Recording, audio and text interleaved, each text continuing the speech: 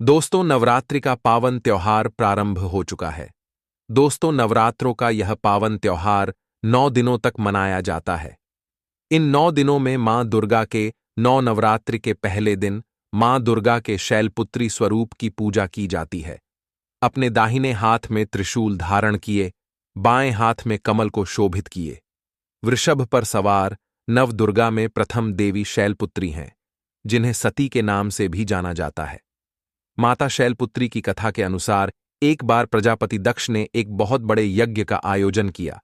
इस यज्ञ में उन्होंने सभी देवताओं को अपना अपना योग्य भाग प्राप्त करने के लिए आमंत्रित किया, परंतु उन्होंने भोलेनाथ को निमंत्रण नहीं भेजा।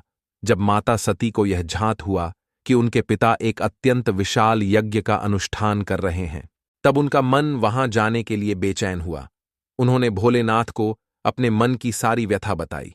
भोलेनाथ बोले, देवी, प्रजापति दक्ष शायद हमसे किसी बात पर रुष्ट है, इसलिए उन्होंने सभी देवताओं को अपना अपना यज्ञ भर समर्पण किया है, परंतु उन्होंने हमें नहीं बुलाया, ना ही हमें कोई सूचना भेजी, इसलिए आपका वहां जाना उचित नहीं होगा।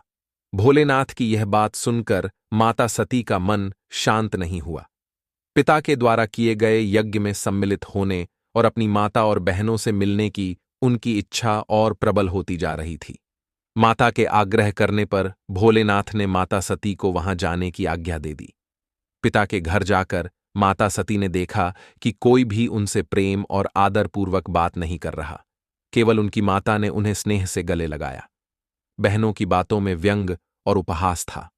अपने परिजनों के इस व्यवहार से माता सती के मन को बहुत दुख पहुंचा। यह सब देखकर उनका हृदय शोक, ग्लानि और क्रोध से संतप्त हो उठा। वह सोचने लगी, भोलेनाथ की बात ना मानकर यहां आकर मैंने बहुत बड़ी गलती करी है। वह अपने पति के इस अपमान को सहन न कर सकी और उन्होंने अपने उस स्वरूप को वहीं योगा अग्नि से जलाकर भस्म कर दिया। इस दुखद घटना को सुनकर भोलेनाथ ने क्रोध में आकर अपने गणों को भेजकर दक्ष के उस यज्ञ का पूर्णतः विध्वंस करवा दिया।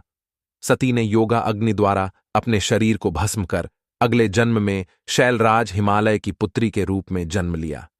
माता शैलपुत्री का जन्म शिला यानी पर्वत से हुआ है, इसलिए इनकी पूजा अर्चना करने से जीवन में स्थिरता आती है।